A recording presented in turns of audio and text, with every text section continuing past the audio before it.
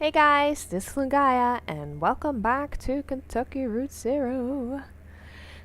Okay, so next, eject.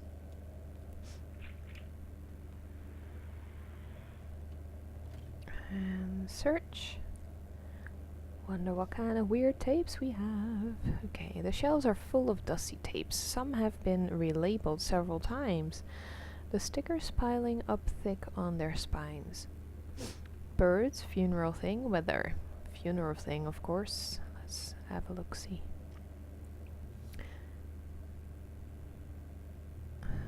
Because we might not be able to look at them all. I'm guessing. Just in case. Watch.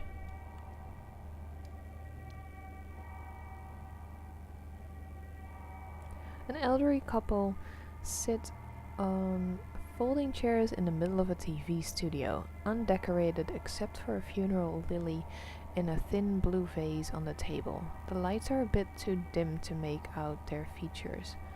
She reads from a newspaper with unheard efficiency. Gloria B. of Munfordville passed away on Monday at her residence. Survivors included her children Dakota, Montana, Minnesota, and Bobby, all of Munfordville's. A memorial service will be held at 7 p.m. Thursday at Hatton Huffman Funeral Home in Munfordville, with cremation to follow. She never knew Gloria. He thinks he may have heard the name, wondering aloud if she ever worked at a cafe down there in Munfordville. The woman who ran that place was once called Gloria, or maybe still is. They take a call. Someone who knew Gloria B., if not very well. The caller once installed a satellite dish at Gloria's house, a 900 square foot ranch-style home on 2 acres at a dead end, backed by weeds and pine. When the caller mounted the ladder up to Gloria's roof, she slid open her window and tugged urgently at his pant leg.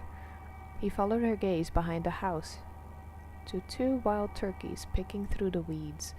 Gloria and the caller watched, silent and still, as the huge birds foraged obliviously into the trees. Then he installed the satellite dish. Sad. It is sad. Okay. Can we watch more? Really? You need to turn on the light to eject the video? Okay. Let's do the birds next. Oh. Oh, there's more stuff. Fuck that. I'm doing this one. I don't want to look at them all if they don't really mean anything. I want to get the weird tape, man, with the woman that's standing there and you can't hear her. That awful hum. It seems to start before Shannon even hits play. Then there's the familiar room. There are the blank grey walls marked with tape and school desks, and this time she notices a few more details. The murky carpet like standing water, some video equipment stashed in the corner, a row of lockers. And there's Weaver, looking serenely at the camera. As before, she starts speaking, and as before, there's no sound but that hum. Shannon finds Weaver's words coming back to her as they appear in captions on the screen. Mail, school, and these magnificent, tragic horses. Go underground, as deep as you can go. The air is cool, and the earth is damp, and when you close your eyes, you are surrounded by the dead. Remember where that is. You'll find your way from there. I think this place is what you're looking for. Some of it will wash away soon, but I think you'll be happy here. Even without the mail, school. The text repeats for a few minutes, and Shannon stops the tape. Ooh. Do we need to go to the moss with the mushrooms on the backs? That's what I'm thinking right now. That's... Oh, Will is back.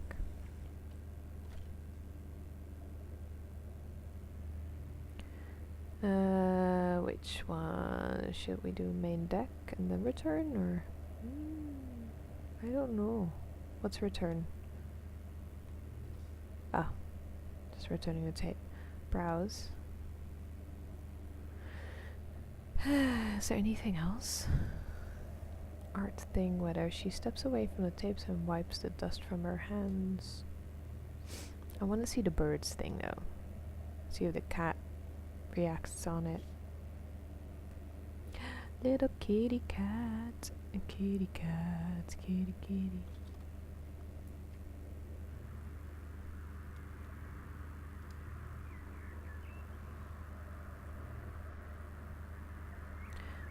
Blue-black morning swings across the screen. The birdwatcher tramps through dewy grass. He stops with a wet grunt and arrests the camera on a pile of rocks.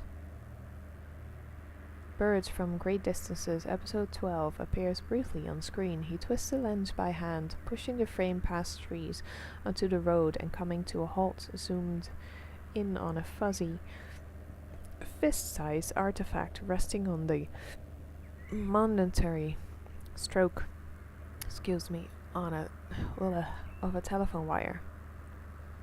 Shannon and the birdwatcher observe. He breathes heavily, and she holds her breath, like she's afraid he might hear, afraid of distracting him, or of being discovered and contaminating his perfect isolation. Traffic picks up, indifferent, as the sky lightens. The black smudge in the center of the frame gradually becomes more prominent, but never in any greater detail. Not bad. Okay, you checked. Return. Okay, let's go to the main deck. I've seen enough.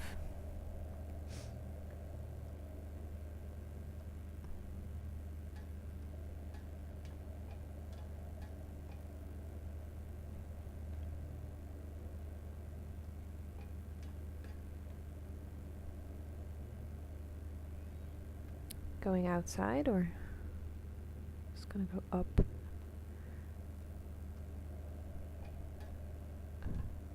That's not where I wanted to go. I wanted to talk to her. If I may. Yes. Kate and Will. To Will. No, it was only a few notes. Slow and sad, like funeral music, you know? I don't remember it being sad. Just simple and unburdened. Maybe that's what funeral music sounds like to me, unburdened. To Shannon, oh hello. Kate and I were just trying to remember the Mammoth song. But neither of us have heard it for years. Will just found the mechanism. In the mammoth's belly, hidden in gritty, matted fur, it's like a big music box. A slowly spinning cylinder covered in metal pins that plucked her dulcet guts and pumped the bellows in her bowels. Wow, bellows in her bowels. But some of the pins are rusted and worn away. Easy to replace, if we can ever remember what the notes were. Did I hear you browsing the archive next door? Find anything good? Where did all those videos come from? I found something pretty unsettling, actually. That one. Oh dear. I don't even know what's on half of those tapes anymore. They used to all be movies and that kind of stuff. I like nature documentaries especially. Some people left home movies or little art videos they'd made, but damned VCR devours anything you leave in it. It just switches into record mode at random, I think, and picks up whatever's coming in over the antenna. Of course, the only station we get down here is at WEVP. Community television, you know. They've got that show with the gentleman playing banjo in his birthday suit. I'm sure you've seen it. Oh yes. And if there's no tape in the machine, when it tries to start recording, it makes this awful sound, like putting a squeaky toy in a food processor. I can hear it above deck. Awful. That's why I put a sign up, please do not rewind after watching. At least that way nothing gets taped over anymore.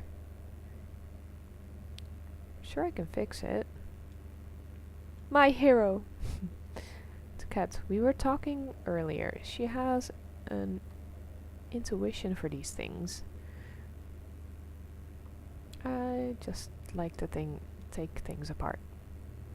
Used to meet Dashiell. He did a lot of volunteer work for WEVP in the early days, wiring up antennas and relays, stuff like that. I think you two would have a lot to talk about. I work at the telephone exchange. No, I'm afraid he's been let go. Oh yeah? That's odd. Still takes the ferry to work every day. I'm sure he's at the telephone exchange right now, in fact. I dropped him there a few hours ago.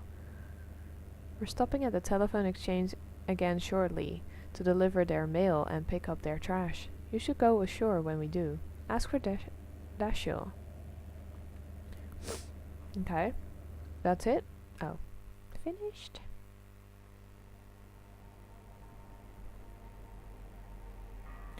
I rarely miss a chance to lounge on the beach around the Rum Colony, and I do enjoy a drink, though I don't find their signature liquor suits me.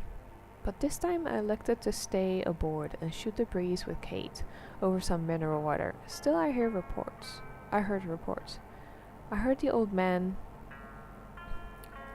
I heard the old man went a little deeper in his cups. Ezra told me about the dark corners. Junebug missed an appointment but didn't seem perturbed.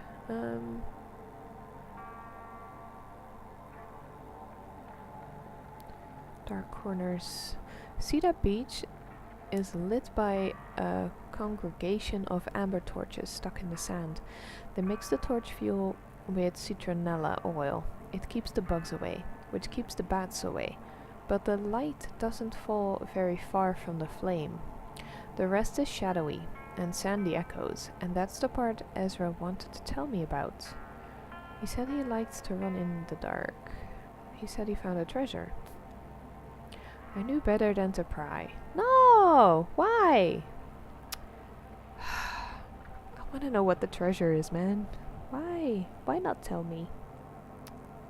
It's not nice. Oh, if you're talking about the Rum Colony, I should tell you about Patch. He's the bartender, general manager, creative director. I guess that means he books the music. He's pretty much run the place for the last 7 years. A lot of folks assume he owns it, but that's not the case. The Rum Colony is owned by a dead man named Vernon. Don't we know him? Technically, it would be owned by the power company, who once bought a sizable interest from Vernon as part of a state-sponsored investment program.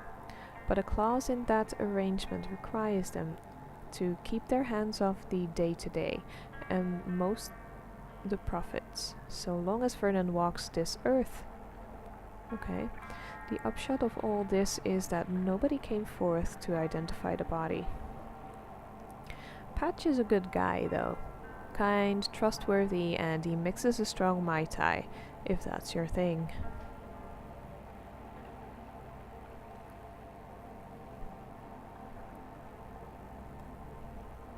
Oh gosh. Valkyrie and the other dog lounge below deck. Clara, Kate, and I stopped to do some business by telephone. I'm gonna do the telephone thing, I think. Yeah.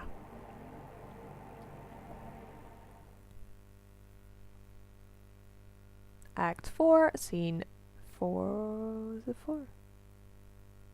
Yeah.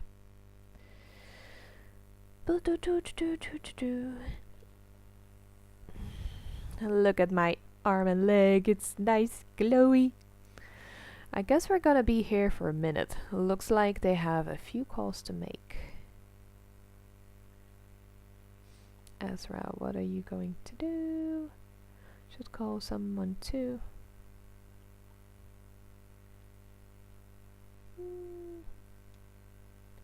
Oh yeah? Who are you calling? Julian, I think that was... Yeah. Oh, wow. He's got a phone up there? I bet they all share a phone, right? All the birds. The big bird phone up in the sky. Yep, that's what they call it. That's ridiculous. He uses the one at the museum. Makes sense. Well, guess I'll head back aboard.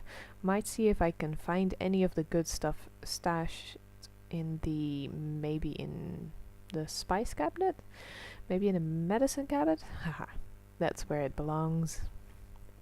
Hell, who am I talking to? Don't listen to me, kid. I'll see you in a few.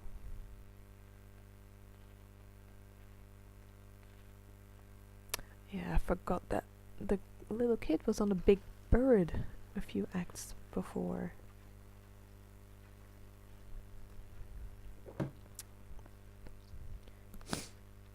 Totally forgot.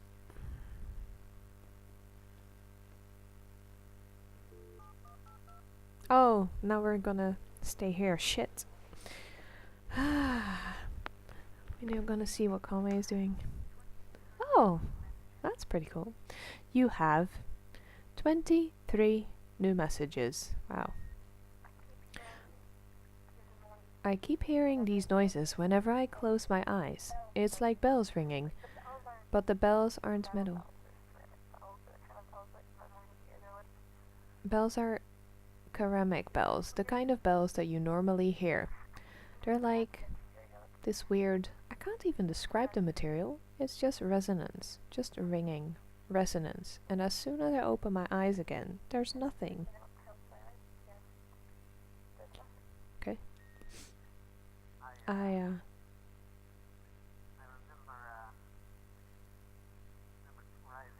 Oh, they are talking. I thought it was nonsense. I'll shut up. Oh, that's it?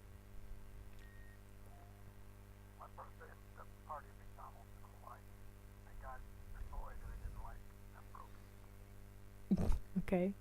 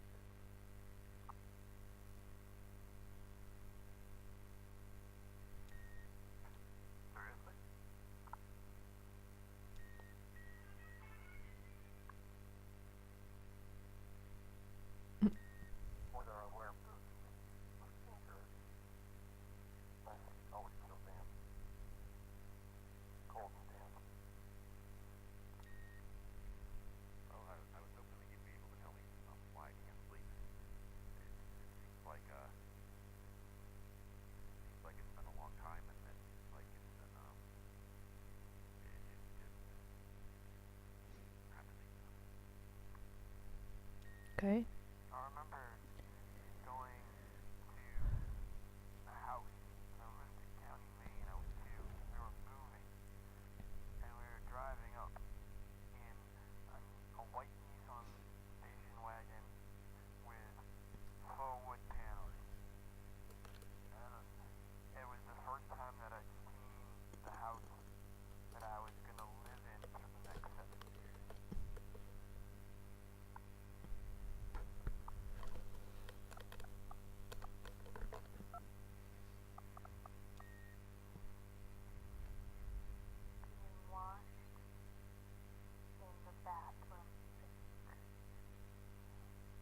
Oh, that's creepy. That's like a Silent Hill thing.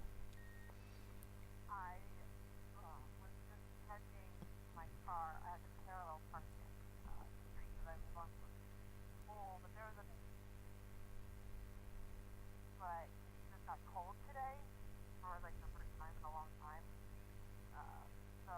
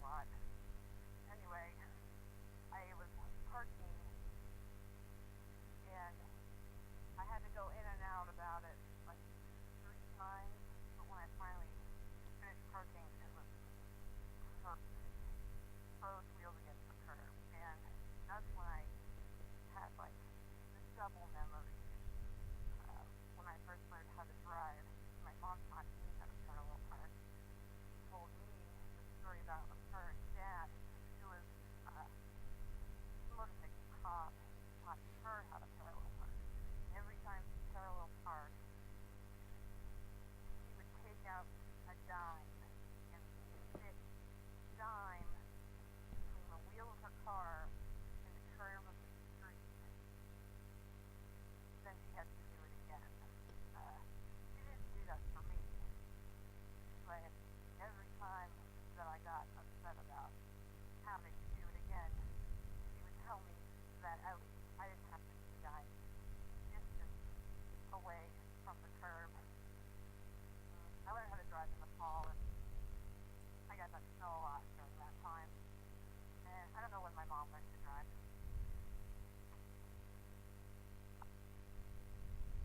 Okay. Oh, probably going to school. I can't sleep because the tree is just scraping against my window, and it reminds me of a tongue scraping against my skin. What? I'm about to cross an ocean. I worry about my dog. Can't sleep anywhere near a place. The gas is full.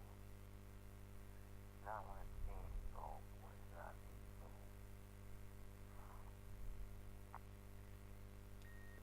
It was tough to hold on to this thing, but yeah, my hands are pretty damp.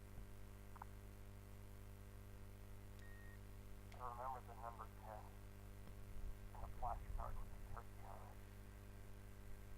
It had a yellow background. The songs are too loud.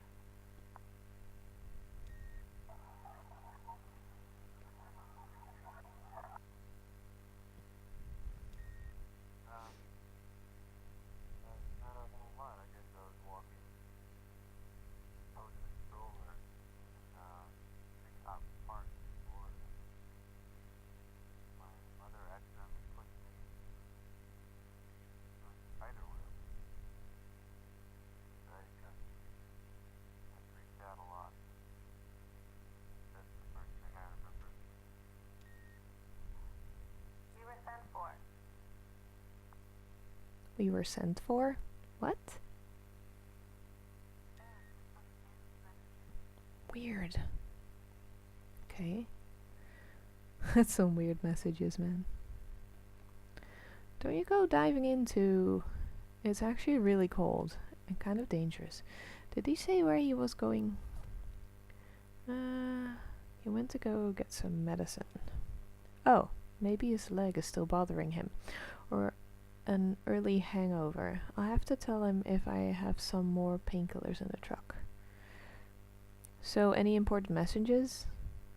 Every single one. Where are you headed tonight, small man? Don't know. Following my friends. Just following my friends. Is this young woman your friend? We met Ezra earlier tonight, and he's been very helpful. I'm hoping we can return the favor once we get back above ground. Poor kid was sleeping at the bus station and just lost track of his folks. He'll be alright. He's more at home down here than any of us. Trust me, I have an eye for it.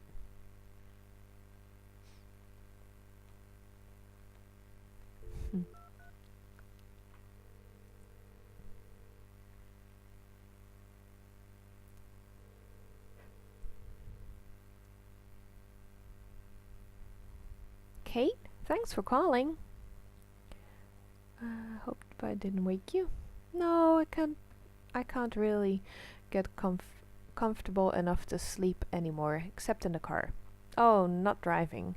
In a passenger seat, I reclined. Eric drove me around the reservoir this afternoon, and I got an hour or two in. Couldn't get settled in bed, so I was just watching TV, some cooking show about high-concept junk food, and everyone from my high school chemistry class was there, making cupcakes out of old bicycle parts. I think I might have dozed off a bit, actually. Honestly, this baby can come out whenever he wants. I'm completely over it. Good for you. You should really... that one. Don't rush it. Just try to get some rest. That's what Eric says. I guess it'll happen when it happens. I mean, obviously. The phone line makes a horrible sound. Whoa, God, the phones down here are such a mess. Hey, Kate, I really appreciate you checking in. I have your pager number, and so does Eric, just in case I'm too distracted or whatever. I'll let you know. I should try to eat something. Will help your joint pain. Try some of that oil I left just to help settle your stomach. Much a bitter hedgehog cap that should relieve some of your intestinal. I'll do that one. Joint pain. Okay, thanks. Maybe I'll just chew on some ice. Talk to you soon, Kate. Hopefully. Next. Just checking in on a client. Did I mention I'm a birth doula? Shan, is everything okay? How does that fit with being a tugboat captain? That's like a nurse, right? That one. Some women choose to come labor on the boat, actually. For the rest, I have backup, just in case I can't get back to dry land in time. I've been lucky and only had to lean on her a handful of times out of several hundred births. You'd never believe how many people are just born all the time.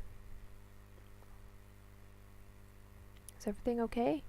Everything's great. Sounds like she's ready. Some women just know. It's amazing. Others are caught totally by surprise. Your friend went back aboard. I think he has a headache. His leg is bothering him. Yeah, I thought he seemed a little pained, especially when he moved. Yeah.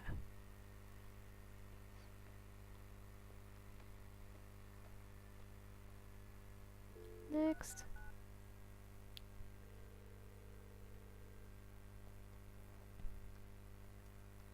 Ooh. I'm glad you phoned.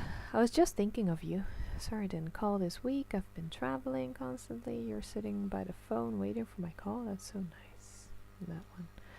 That's fine. I visited the hospital yesterday. I went to visit Uncle Andreas, but they moved him. Now he's in a hospice care facility run by some old Polish nun. Everyone says it's very nice.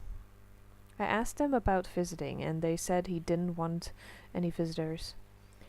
He's just being stubborn. Yes, it's typical of Andreas. I was thinking maybe if you came to visit, he would see you all those afternoons you two would go drinking beers by the river. Don't you think it would mean a lot to him if he could say goodbye to you in person? We must take him at his word. Oh, Nadia, I'd never make it back in time anyway. We must take him at his word. Maybe you know him better than I do, but I just don't believe anyone would really want to die alone. Oh, here's Mother at the door. We're going to try again to see him. I hope the tour is going well. Love you. Be careful.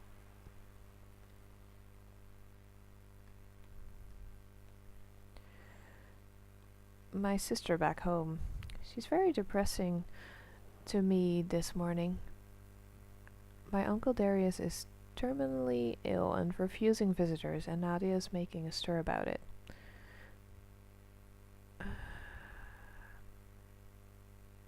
I'm sorry to hear. Are you close? Yes, but only recently. He lived abroad for most of my life. I only met him a few years ago. My sister is older, so she knew him as a child too. So I think her respect for him is distorted by sentiment. We must always take the dying at their word. Their motivations are beyond our understanding. The older man, he's swimming back to the mammoth. No emergency, I hope. He's tending to his aching joints. Arthritis? It runs in my family too. Brandon approaches. I don't suppose any of your folks are headed past the Bureau of Reclaimed Spaces. Not on this run, but will be coming back this way in a few hours. Can't get a hold of your ride? That one. Well, I may still be here then. It's no big deal, just hang out and read or something until it's time to head back to work. Hey, you folks are traveling with that old guy, right? With the leg? Is he okay? I saw him earlier tonight. He came by the storage facility for some files. He totally bit it on the staircase. He's okay though, right? I think so. I don't know him too well. He's a passenger. Sure, he's just been drinking a bit, but you know how it is. He just seems preoccupied to me. Cool. Hey, I guess he's well enough to swim. Well, have a good night or morning almost. Oh, he's actually swimming. Okay.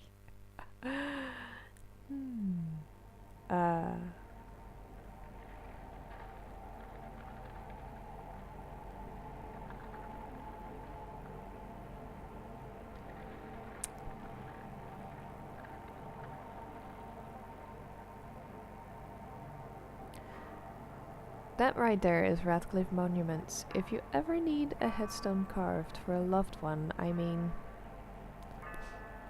Violet Radcliffe never married, nevertheless bore 6 children, Earl, Kelly, Barb, Ron, young Earl and Beauty, and for each birth she locked the doors of Radcliffe Monuments for only 1 day, even with young Earl, when she was in labor for 36 hours.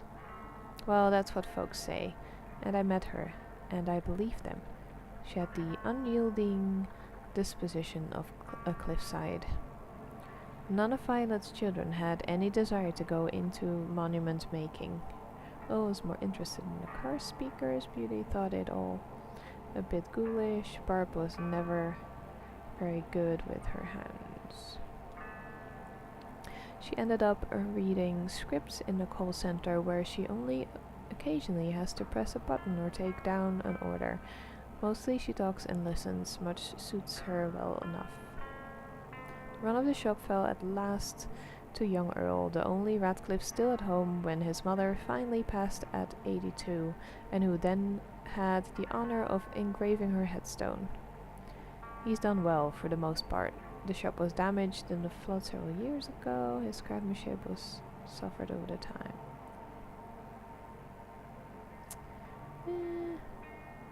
That one.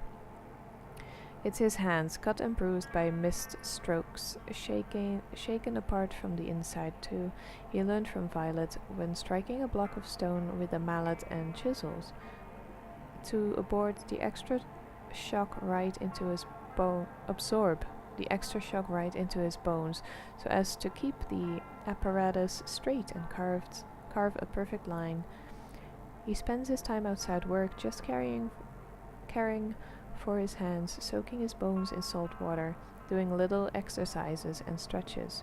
It won't improve the straightness of his marks, but it might put off the day he finds himself unable to carve a line at all, scribbling on rocks like his ancestors. That's the day he has nightmares about.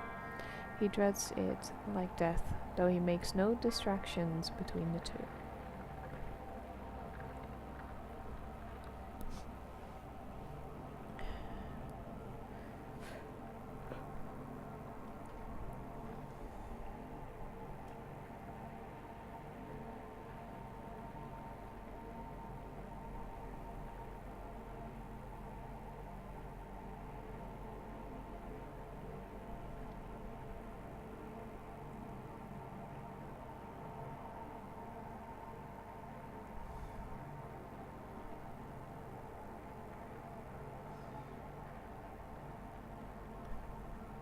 Definitely doing this one. Shannon, Ezra, the old man, and I stopped at the Radvensky Center to make some quick cash.